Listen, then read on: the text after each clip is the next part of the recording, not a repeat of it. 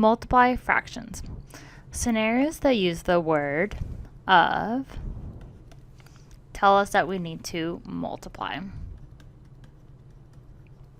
And to multiply fractions, we multiply the numerators together and then the denominators together.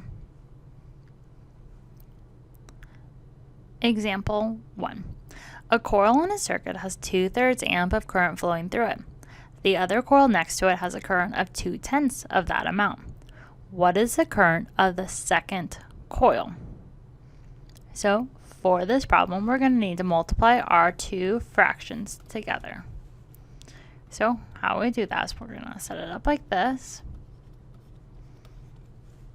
And then how we go about multiplying fractions is we multiply the numerators together, so the top numbers, and then we multiply the denominators together, so the bottom numbers. So we get 2 times 2, which is equal to, we'll do this first, and then 3 times 10.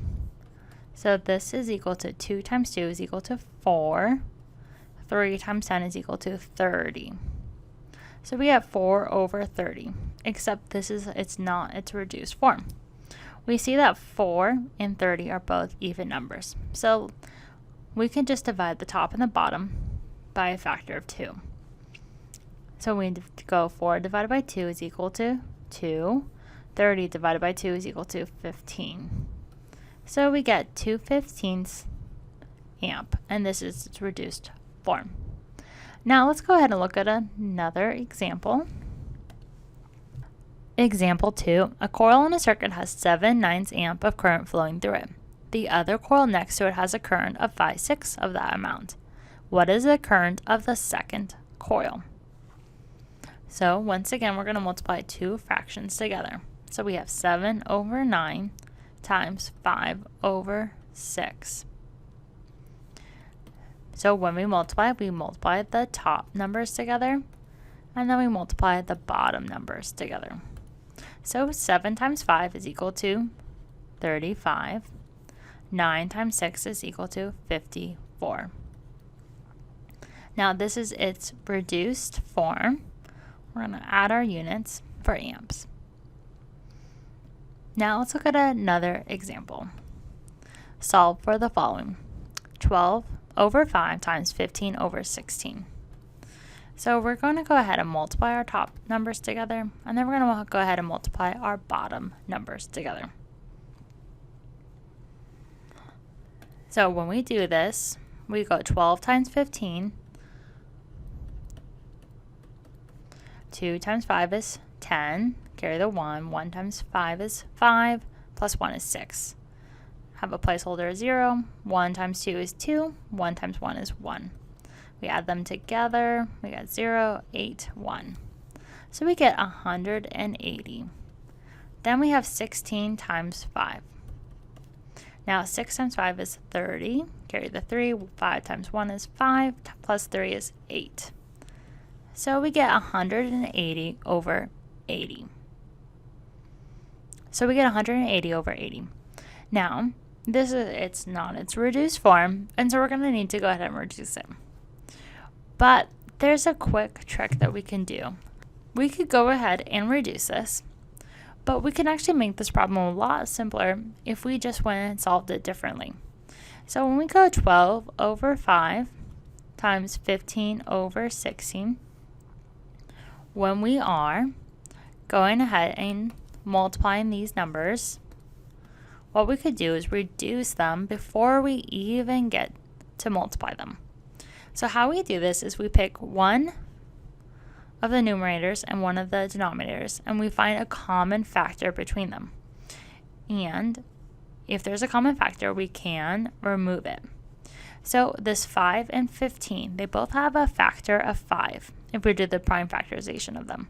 So we can remove a whole 5. So 5 divided by 5 is equal to 1. Now 15 divided by 5 is equal to 3. Now we can move on to the 12 and 16 and see if there's any common factors between them. So 12 has a factor of 4, and 16 is a factor of 4. So if we go 12 divided by 4 is equal to 3, and 16 divided by 4 is equal to 4. Now let's go ahead and now solve for these new numbers. So we have 3 times 3 and 1 times 4. So 3 times 3 is equal to 9. 1 times 4 is equal to 4. So we would say 9 out of 4. Now, the reason we can do this is I can also show you like this, so you can kind of think it through. So 12, when we do the prime factorization, is 2 times 2 times 3 over 5, which is just 1 times 5, times 15, which is 3 times 5, and then 16 is 2 times 2 times 2. Now when we multiply these together, we get, all we're doing is multiplying all the factors on the top and then all the factors on the bottom together to get our large number. So the bottom number will get us to 80 and the top number will get us to 180. But what we just did by canceling is we removed factors. So common factors on the top and the bottom. So this 2 and this 2, this 2 and this 2, this 5 and this 5. So 2 times 2 is 4, so that's why we took out the 4 from the 12 and the 16. And then the 5s were removed from the 5 and the 15. So this makes it 3 times 3 is equal to 9, 2 times 2 is 4. So that is also how we could have gotten to the solution. But by canceling before we even multiply will help us get it to its reduced form a lot faster. Now let's look at another example. Solve for the following. We have 2 7s times 3 over 8. So 2 7s times 3 over 8. So when we multiply the tops together, and then we multiply the bottoms together. But we see we have 2 and 8 share a common factor of 2.